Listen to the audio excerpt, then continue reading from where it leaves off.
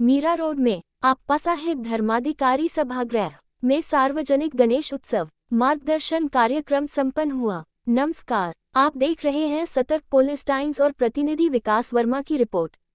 Meera Bhayandar Vasai Virar police आयुक्तालय द्वारा आयोजित सार्वजनिक गणेश उत्सव मार्गदर्शन कार्यक्रम में सभी गणेश मंडलों के पदाधिकारी एवं सदस्य उपस्थित रहे। कार्यक्रम में प्रमुख अतिथि के रूप में उपस्थित थे माननीय श्री निरंजन दावकरे, विधान परिषद सदस्य महाराष्ट्र राज्य, माननीय श्री नरेंद्र मेहता, विधान सदस्य महाराष्ट्र राज्य, माननीय श्री निकेत कौशिक भा पो से पुलिस आयुक्त मीरा भायंदर वसई विरार पुलिस आयुक्तालय, माननीय श्री दत्तात्रेय शिंदे अपर पुलिस आयुक्त, माननीय श्री राधा विनोद शर्मा आयुक्त प्रशासन मीरा भायंदर महानगर पालिका। बैठक में मंडलों के लोगों को निर्देश दिए गए कि मंडप परिसर में सीसीटीवी कैमरे अनिवार्य रूप से लगाए जाएं।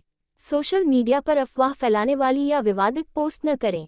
गणेश भक्त विसर्जन के समय घर से पूरी तैयारी के साथ निकलें ताकि समय की बचत हो। बैनरबाजी से बचें, थर्माकोल और प्लास्टिक का उपयोग न करें।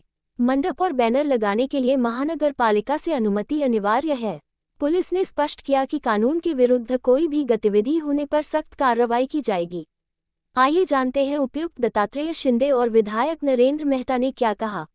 गणेश उत्सव के बारे में आज मीरा भाईंदर में एक समन्वय बैठक आयोजित की गई थी। इस बैठक में सभी गणेश उत्सव मंडल और यहाँ के जो वरिष्ठगण अधिकारी है, विशेष रूप से यहाँ के लोक प्रतिनिधि और सम्माननीय पुलिस आयुक्त महोदय, इन सभी ने संबोधित किया है। और आने वाले जो उत्सव हैं, गणेश उत्सव, रक्षाबंधन और गोकुलाष्टमी, नवरात्र उत्सव, इसके बारे में सभी को सूचित किया गया है।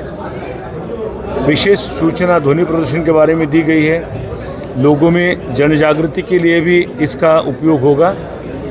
डेसिबल की जो मर्यादा दी गई है उसका पालन करने के बारे में और लाउडस्पीकर की परवानगी लेने के बारे में, परवानगी लेने के बाद भी सभी जो डेसिबल का मर्यादाओं का पालन करने के बारे में सब मंडल को सूचित किया गया है।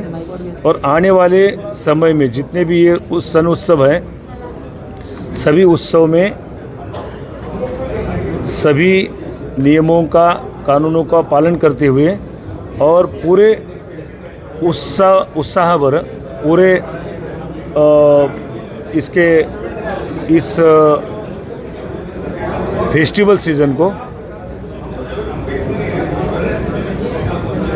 अच्छी तरह से मनाने के बारे में सब लोगों को सूचित किया गया है। डिसेबल को लेकर शहर में थोड़ा कन्फ्यूजन है कि जो हाई कोर्ट ने निश्चित किया आपको ऑर्डर देते हैं नहीं, वो जो सूचना है, सर मेरा प्रश्न ये है कि इसमें जो होल है या झांझर है उसको मिक्स करके टोटल डिसेबल नापा जाएगा या सिर्फ लाउड स्पीकर का, उसमें कन्फ्यूजन है शहर के लोगों में। नहीं, लाउड स्पीकर वो जो भी स्पीकर वहाँ लगाया है उसकी मर्यादा को पालन करते हुए लगाना चाहिए। जितना डिसेबल दिया है उस डिसेबल के ऊपर वो डिसेबल उसकी जो ध्वनि है उसके ऊपर नहीं होना चाहिए। सर आज ये जो बैठक बुलाई गई थी गणेशोत्सव को लेकर, क्या सूचना देंगे आज? नहीं, आज की जो बैठक थी, हर साल ही बैठक ली जाती है, कोई इस साल पहली बार नहीं ली है। पिछले साल के जो अनुभव होते कि क्या कमियां रह गई थी, क्या सुधारना करना चाहिए था, क्या नियम बनाने चाहिए थे, तो हर साल वो जो अनुभव होता है उसके हिसाब से मीटिंग लगाई जाती है।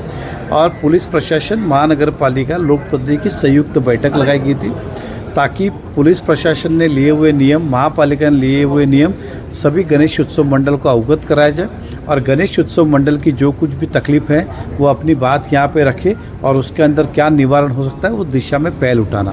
तो आज की बैठक उस दिशा में थी और मुझे पूर्ण विश्वास है कि महापालिका, पुलिस प्रशासन, गणेश उत्सव तीनों एक दूसरे के कोऑर्डिनेशन पे, एक दूसरे की सलाह पे काम करेंगे और शांतिपूर्वक इस साल भी गणेश उत्सव मनाया जाएगा। सर, ज़्यादातर देखा गया यहाँ के मंडलों की ये शिकायत थी कि शहर में रास्तों की हालत बहुत ख़राब है और गणेश उत्सव आने वाले अभी तक रास्ते नहीं बनाए गए। नहीं, स्वाभाविक है, रास्तों को लेकर तो इसमें कोई दो राय नहीं है कि इस बार बहुत ज़्यादा खड्डे हुए जिसमें हम भी निराश हुए, हमने भी आरोप किया। लेकिन दूसरी ओर हमने ये भी किया है कि अब आने वाले समय में नहीं है, इसलिए जैसे कहा कि मीरा भाईंदर ये मुख्य रास्ता जिस पे खड्डे थे दहीसर चेकनाका से लेके यहाँ तक और वहाँ से लेके फाउंटन तक। और फाउंटन वाला तो सीमेंट रोड के काम की शुरुआत हुई है, ये भी हम दिसंबर के आसपास ये भी मीरा भाईंदर रोड भी सीमेंट कर देंगे। और अंदर के शहर के आपने देखा होगा कुछ रोड 80% बने, कुछ 60% बने, कोई 50% बने, अगले साल पूर्ण होगा। और मेरा पूर्ण विश्वास है अगले साल 90% इस शहर के रोड सीमेंट रोड हो गए होंगे, जिससे लोगों को तकलीफ ना होगी। और अभी भी जो खड्डे हैं उसको हमने भी और महानगर पालिका के अधिकारी ने भी कहा है कि हम 20 तारीख के पहले ख़त्म करेंगे। 20 तारीख के पहले ख़त्म करने का मतलब ये नहीं कि 20 को ही करेंगे, वो आज से ही शुरू करेंगे, 20 के पहले पूरे करेंगे। सर कल की परसों कुछ एक हादसा हुआ है, जो स्कूटी सवार थे वो खड्डे के वजह से गिर गए, उनका बैलेंस बिगड़ गया और पीछे से जो है ट्रक ने कुचल दिया। इसमें आप किसकी गलती बता सकते हो? महानगर पालिका की गलती नहीं इसमें? नहीं 100% इसमें महानगर पालिका के कॉन्ट्रैक्टर और संबंधित अधिकारी प्रशासन की जवाबदारी नैतिक बनती है। गलती नहीं भी है तो नैतिकता बनती है।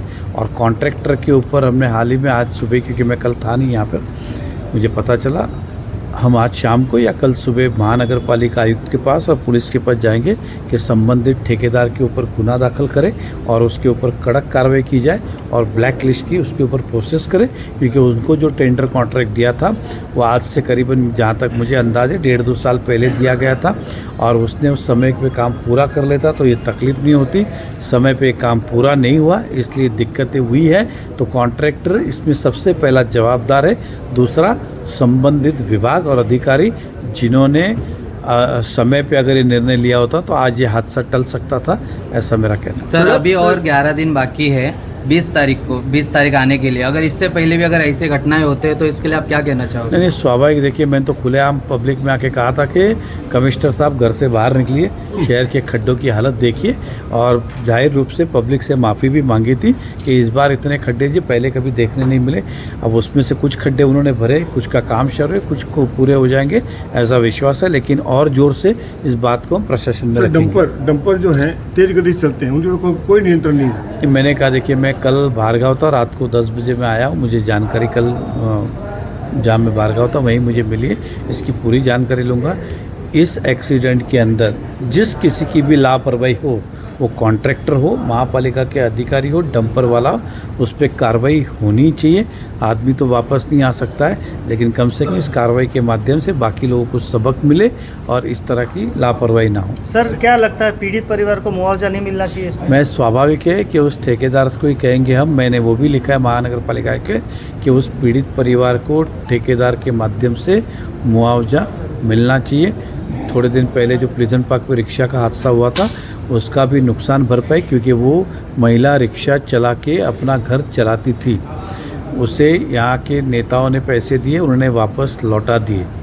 वो स्वाभिमानी महिला थी, लेकिन महानगर पालिका और संबंधित ठेकेदार ने, ये जय कुमार की जवाबदारी थी ये रास्ते को देखरेख करने की, जो नहीं हुई, और महापालिका की प्रशासन की जवाबदारी थी ये मिलके उस पीड़ित महिला का भी सहयोग करे और जो कल हादसा हुआ उसका भी सहयोग। सर महानगर पालिका जैसे कि अभी कुछ अपघात हो जाते हैं उस समय वो रास्ते तो भी नया कर डालते हैं उसी समय, और फिर बाद में या फिर कुछ मुआवजा देने की बात करते हैं। देखिए मुआवजा से कभी भी किसी की नुकसान भरपाई हो नहीं सकती, लेकिन कि जैसे मैंने कहा रिक्शा वाले की वही कमाई का एक साधन था, रिक्शे को भी नुकसान हुआ, कमाने वाला भी घर बैठा, तो कम से कम ये मुआवजा काम आए। जो मृत्यु हुआ उसको तो मुआवजा किसी काम का नहीं, लेकिन उसके परिवार को जितना कर सकते उतना करने की कोशिश करें। धन्यवाद। आपने देखा दत्तात्रेय शिंदे, नरेंद्र मेहता कहा नियम कानून पालन, जन्माष्टमी गणेश उत्सव नवरात्रि की शुभकामनाएं दी। आगे की अपडेट के लिए बने रहिए हमारे साथ। वीडियो को लाइक करें, चैनल को सब्सक्राइब करें और अपनी राय नीचे कमेंट में जरूर बताएं। ये थी विकास वर्मा की रिपोर्ट। आप देख रहे हैं सतर्क पुलिस टाइम्स। सतर्क पुलिस टाइम में बने रहने के लिए चैनल को लाइक करें, शेयर करें, सब्सक्राइब करें एंड कमेंट करें।